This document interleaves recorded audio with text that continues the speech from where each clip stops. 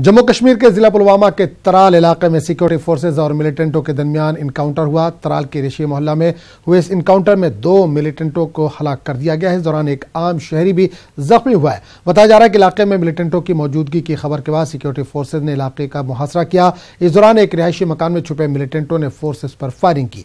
इलाके को फोर्सेज ने बीती शाम को ही मुहासरे में लिया था और मोबाइल इंटरनेट खिदमात भी मुअत्तल कर दी गई थी। और इस पूरे मामले पर बात करने के लिए सीधे रुख करेंगे अपने नुमाइंदे सैयद मंजूर के पास।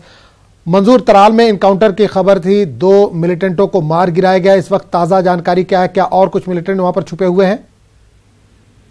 जी आजिम, ये जो एनकाउंटर है यह पूरा खत्म हो गया है। जो सर्च ऑपरेशन वो भी खत्म हो गया है। इस एनकाउंटर में 2 जो मुकामी मिलिटेंट मारे गए हैं जिनका ताल्लुक हिजबुल मुजाहिदीन से है, लेकिन अभी मिलिटेंटों की शिनाख्त नहीं हो पाई है। लेकिन बताया जाता है कि ये दोनों मिलिटेंट हिजबुल मुजाहिदीन से वाबस्ता है और दोनों मुकामी मिलिटेंट है।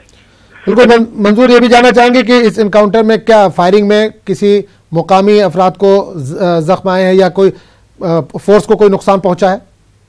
जी, इस फायरिंग में जो इंसल फायरिंग हुई सवेरे, उसमें एक सिविलियन को गोली लगी थी टांग में, जिसको श्रीनगर के अस्पताल मुंतकिल किया गया है इलाज मुआवजे के लिए।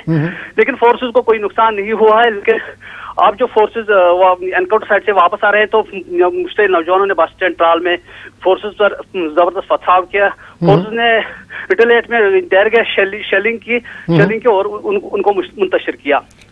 चलिए सैयद मंजूर, इस तमाम जानकारी के लिए आपका बहुत बहुत शुक्रिया।